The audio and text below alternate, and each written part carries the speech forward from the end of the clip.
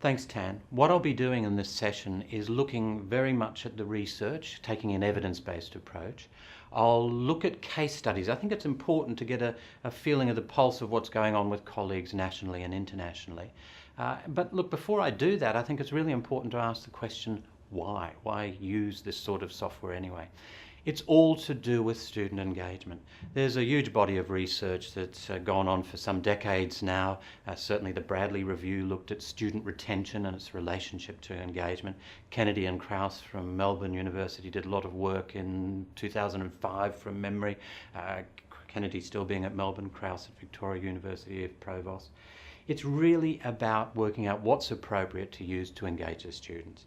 Now, if you're in a small class, I'd say it's probably worthwhile using Student Response System version 1, which is this. There's no use taking polling software to a group of 4 students in a small class. It's really about a balancing act. It's about using technology, not just for the sake of it, but for when it's suitable.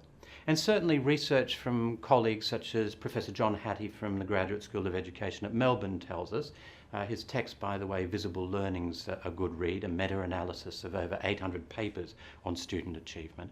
He tells us that it's a matter of blending face-to-face with the use of educational technology. So if I'm looking at polling software, there's a lot of research out there. And of course, this has a lot to do with the concept of the flipped classroom, buzzwords such as deliberate learning, active learning. These tools allow that to happen. And then, of course, there's peer instruction. Let's look at that later on with a case study that I'll show you from another university. So there are a number of names that are used for student response systems. As I said, it's more than that, though. You can run quizzes and polls and surveys. Here are just some of them, audience response systems and so on, and they've been around for quite a while now. In fact, if I forget what I said about using technology for the sake of it, why don't I use technology for the sake of it? Very elegant. Look, since the 70s, Gordon and Becker's patent for the voting machine that was used in universities is really quite a powerful system. But that moved on to handheld devices that students use. We still see the turning point response-ware being used here at Bond.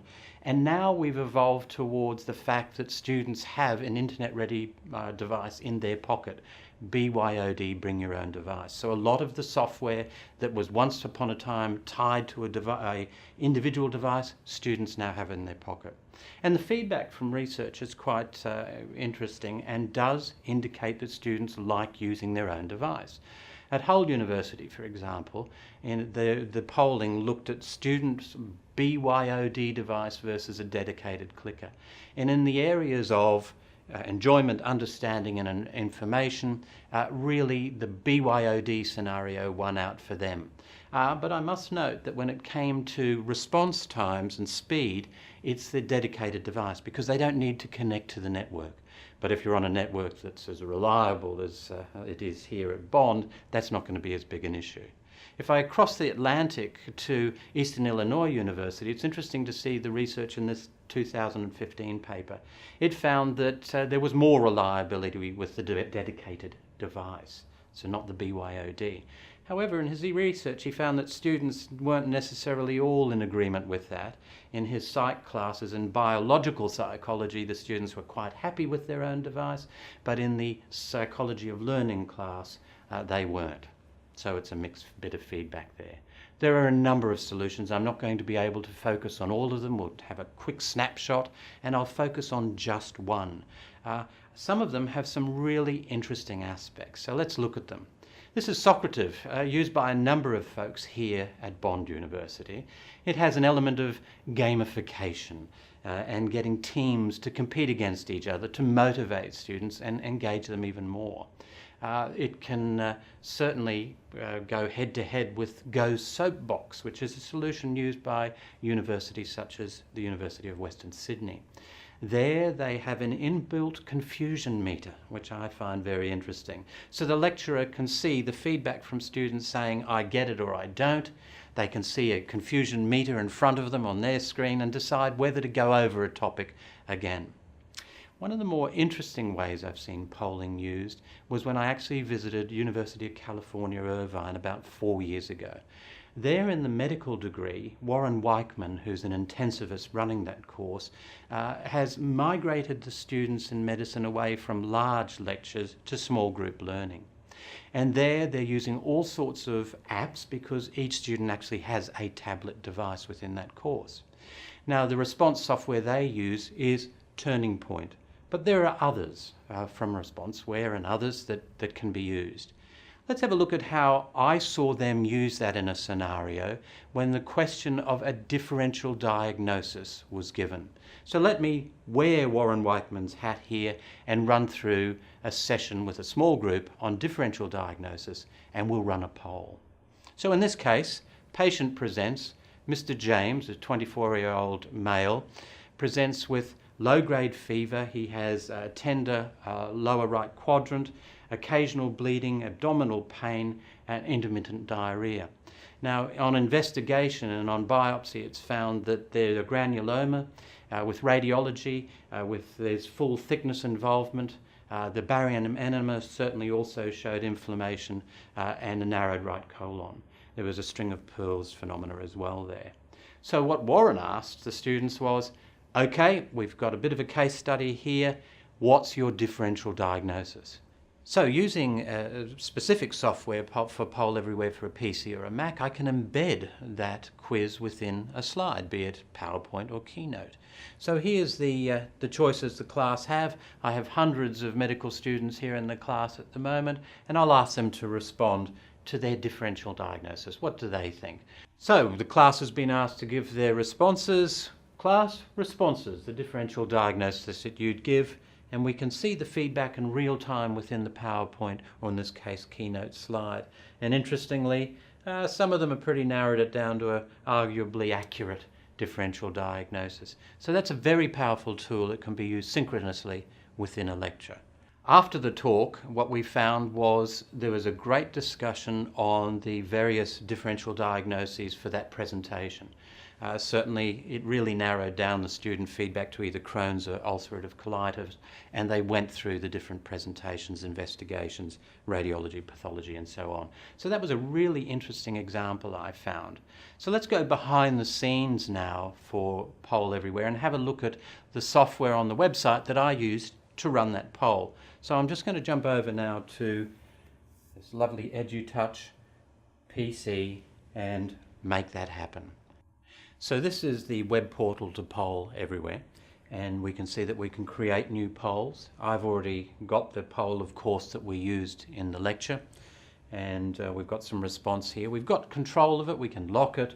We can make it so that the students only see the selection criteria and not the results when it's embedded within a slide. We could, of course, just use the web browser to do this as well, and I can publish that so that it goes live, and that's where it gives the web address, but it will also give, you may have noted, a phone number that students can text to if they don't have a network connection. So that bare bones basics of the software. Now, Poll Everywhere has also been used to run word clouds. Let me explain what they do.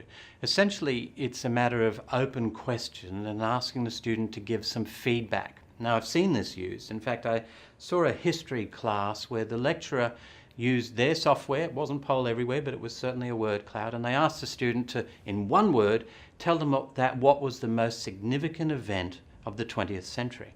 And the students typed in their answer. The more that was repeated, the larger it was. So we can see on this slide that most students thought World War II was the biggest event of the 20th century. What I found interesting, and I kind of call this just-in-time teaching, was the smallest response was women's suffrage. And it was great to see the lecturer go off on that tangent for the next 40 minutes. He pointed out that New Zealand were the first to introduce the female vote, and they discussed that for that 40 minutes. Great example. If I shoot to another example, at Manchester, Dr. Colin Lumsden is a neonatologist who shared this work with me, and he told me about how they're using Nearpod. Now, Nearpod's another solution that's multi-platform that allows the students at Manchester, incidentally all the med students there have tablets as well, to share resources. So in this case, Dr. Bider is showing a mammogram and asking the students on their iPad in this case to circle the area of interest. that actually immediately goes back to her device on the projection screen where they can see the whole class's feedback, circled images, and that opened up all sorts of interesting discussions and certainly got a huge level of student engagement. Melbourne, let's go for another academic discipline. In the Graduate School of Business, they're using a piece of software in finance that I've not come across, SWORE. So in their finance subject, they're using this to run polls in large classes. In fact, N equals 416 students in this case. I've shown a couple of pieces of software. I'd like to focus on Socrates. At DePaul University in Chicago, this is a large Catholic university, 23,000 students. They're using Socrates, and let's hear why they're using Socrates. Polling just seemed like a really good match for some of the things we were trying to do, getting students to work in groups. So team-based learning is something that I decided would be really helpful for the class. Somebody introduced me to this Socrates program. It's free, and you log on and you can do a lot of different things with it. So one is you can actually create quizzes that you then store. They also sort of have this community forum that they've created. So you can make your quizzes available to other educators, and you can also use ones that they've created. You could also make up questions on the fly. So if you're in the middle of a lecture or talking about a topic and you want to see if students understand it, you can type right in a question there, and the students, if they're logged into the system already, they get the question instantaneously and they can give an answer. So I was using it to see if the students did their reading before we went on to the exercise and the projects. And they would sit there in their teams, about 4 people, and try to answer. It came out to about 10 questions. One of the other neat features is that you can set this to be either paced by the instructor, so we go through one question at a time, or paced for the student, which means that some groups will finish before other groups. It also provides real-time feedback, so who's answered what question, how far they are, what groups haven't finished yet, who hasn't finished. And what's really interesting in that case and others is where the students actually also share the feedback in real time. This actually revolves around what Eric Mazur from physics at Harvard calls peer instruction. He uses polling software. The answer comes up, he gets the students to explain their answer to the colleague next to them, the student next to them, and then to resubmit the question. So it's actually students teaching themselves, or peer instruction. So there are a lot of polling applications out there, a lot of software available. It's up to you to have a look. There are a lot of resources out there. I'm certainly quite impressed with the work from Vanderbilt, where they've listed polling software and how it's used in different academic disciplines. Really a useful resource. I think it's fair to say that this balancing act extends to how we use e-learning and educational technology.